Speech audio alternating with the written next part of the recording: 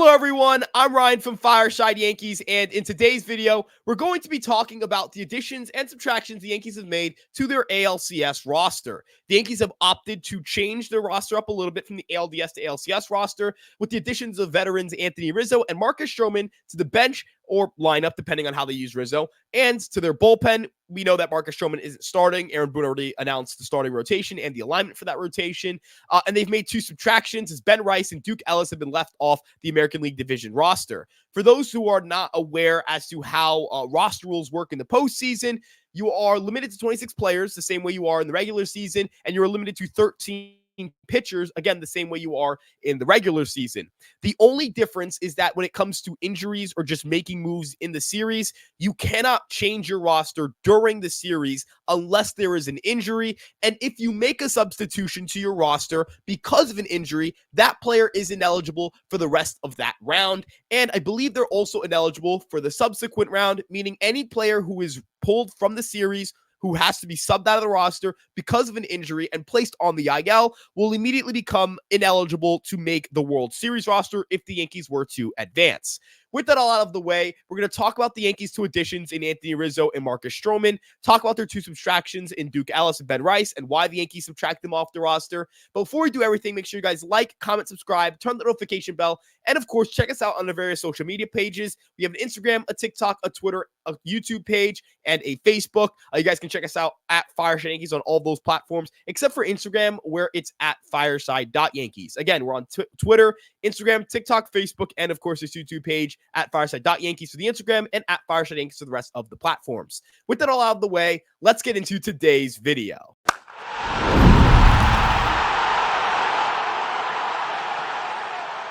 Pitching-wise, you have Garrett Cole, Jake Cousins, Luis Gil, Ian Hamilton, Tim Hill, Clay Holmes, Tommy Kahnle, Tim Meza, Carlos Rodon, Clark Schmidt, Marcus Stroman, and Luke Weaver. On the catcher side of things, you have Jose Trevino and Austin Wells. That's expected. In the infield, it's John Birdie, Anthony Rizzo, Gleyber Torres, and Anthony Volpe. On the outfield side of things, it's Jason Dominguez, Trent Grisham, Aaron Judge, Juan Soto, Giancarlo Stanton, and Alex Verdugo. And then from a utility standpoint, and they have designated these two players as utility players, it's Oswaldo Cabrera and Jazz Chisholm.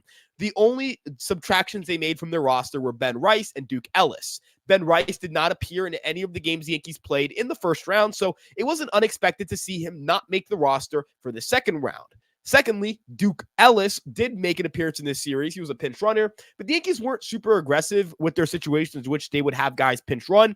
And I imagine they view Jason Dominguez as a similarly capable pinch running option who can actually hit if his spot comes up in the order. If, God forbid, the Yankees were to blow a lead late in a game when they think they have the game all wrapped up, or it's a tie game, they have Stanton at first, they pinch run him in the eighth inning, and then they just don't score, and the game goes into extras. Jason Dominguez is going to provide you a better at-bat than Duke Ellis will, and instead of burning two roster spots to make sure that you have a competent at-bat, you're only going to have to burn one. Furthermore, Trent Grisham serves that defensive guy role. He can play pretty good defense in the outfield. And then as it pertains to the likes of John Birdie, right, who his role may be complicated with Anthony Rizzo on the roster, he's still super versatile. He's still got a bunch of wheels, and I think he's a pretty competent bat. But let's get into their additions, and that would be, well, Anthony Rizzo was probably the biggest one, right? Like he fractured his two fingers in the penultimate game of the season against the Pirates on a hit by pitch.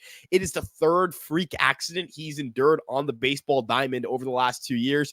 It's really kind of unfortunate that he keeps getting hurt in ways that he can't really control. It's not his fault that a pitcher missed with a ball up and in on their hands. It's not, his fault that he had an arm fracture in Boston, and it's not his fault that he had a concussion against the San Diego Padres, because that wasn't on Tatis, that was on him. They just collided on the play.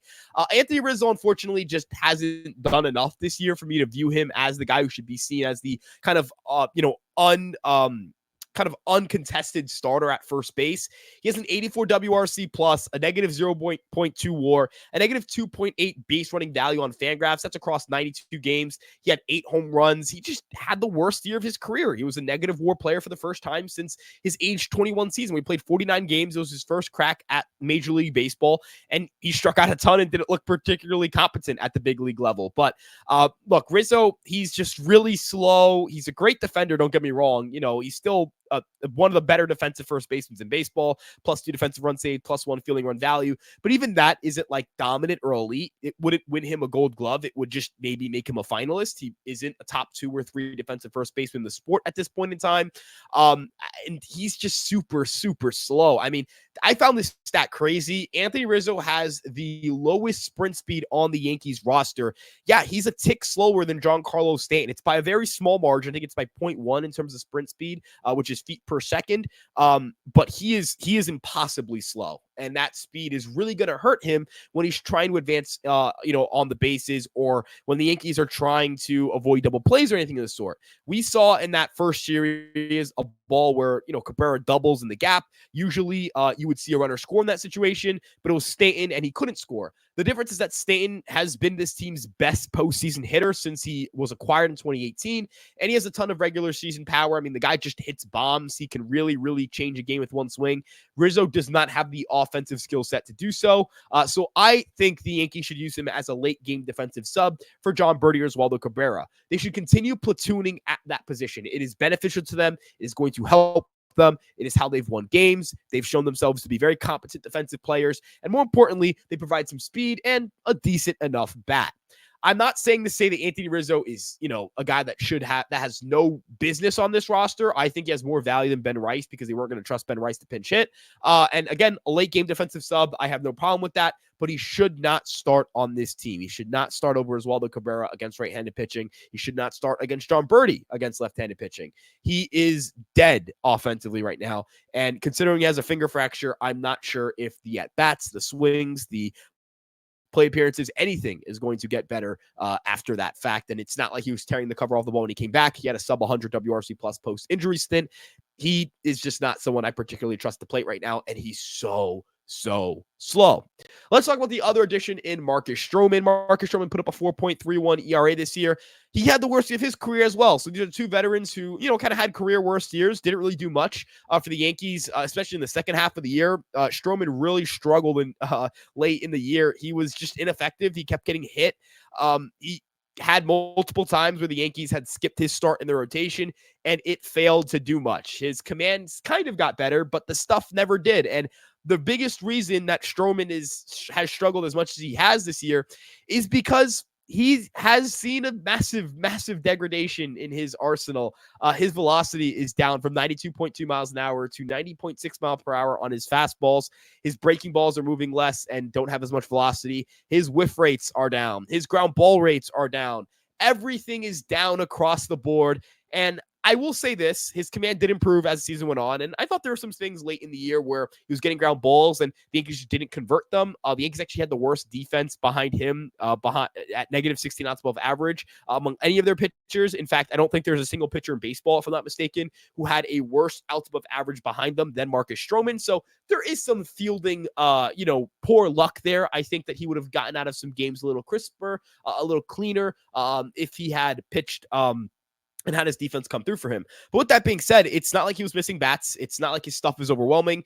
This is a long relief guy, and there's nothing wrong with that. A long relief, kind of like, hey, get me through this inning, get me some ground balls, do what you got to do. This game's out of hand, whether that's for good or bad reasons. Hopefully it's for good ones if Stroman's on the mound. There's value in that, especially in the 2-3-2 format. Now, what's the 2-3-2 format? That's what the ALCS follows. So it's 2 games in a row, day off, 3 games in a row, day off, 2 games in a row, then the series is over. And the reason that that's a lot more grueling for your pitching staff is because you just came off of a series where it was a 1-1-2-1 format. 1 game, off day, 1 game, off day, then a back-to-back set, and then an off day, and then the final game of the series if you were to go to 5. That gave the Yankees a lot of time to rest their pitchers and be very aggressive with their bullpen usage. It allowed them to use Clay Holmes and Luke Weaver in every single game of the series. They will not be able to do that in the ALCS. Perhaps they can use them for the first 4 games in a row, but they won't be able to use them for game 5 in that situation, most likely. And they would have to hope that they can use them in game 6 and 7 without being burnt. It'll be very, very interesting to see how Aaron Boone manages his bullpen, but Marcus Stroman provides you with, an ability to just eat some innings if need be. Kind of like how Anthony Rizzo, it's not that they don't have a place in this roster. It's just that their roles shouldn't be massive. That's kind of just how I feel about both of them. Their roles should not be massive on this roster. They should not be, front and center. And I don't imagine, at least in Stroman's case, that he will be. I am a little concerned that in Rizzo's case, he will be. There's no reason to start Anthony Rizzo at first base over Oswaldo Cabrera. Oswaldo Cabrera has a 107 WRC plus versus right-handed pitching. Birdie last year had an above-average WRC plus against lefties and had a pretty strong series as a whole. There's just no reason to, right? Like, you just don't have a need to change first base up. Starting wise, in late game defense substitution situations, would absolutely love to see Rizzo on the diamond.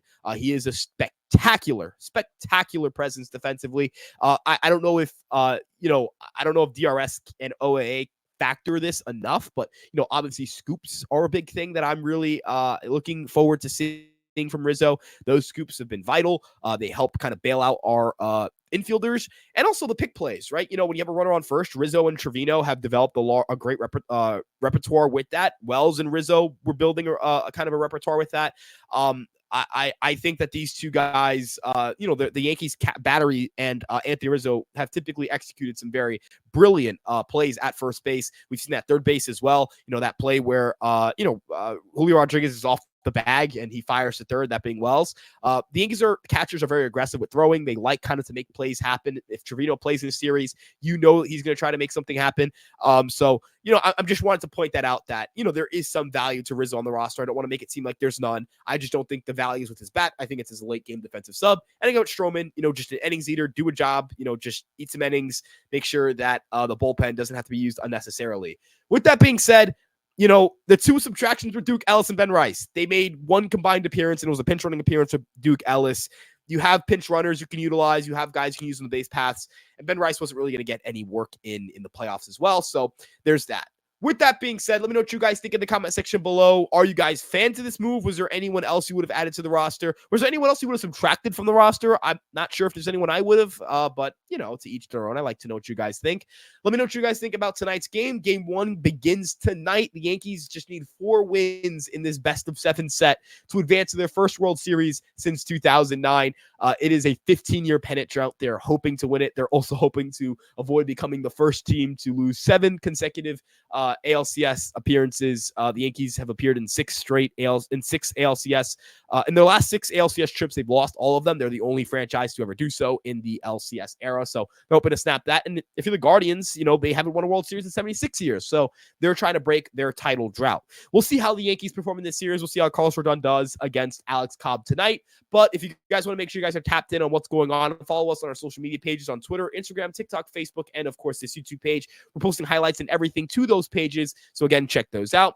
And of course, you guys can follow me at Ryan Garcia ESM on Twitter. And thank you guys again so much for watching. We'll see you guys in the next one. Peace out, everybody. Let's go Yankees.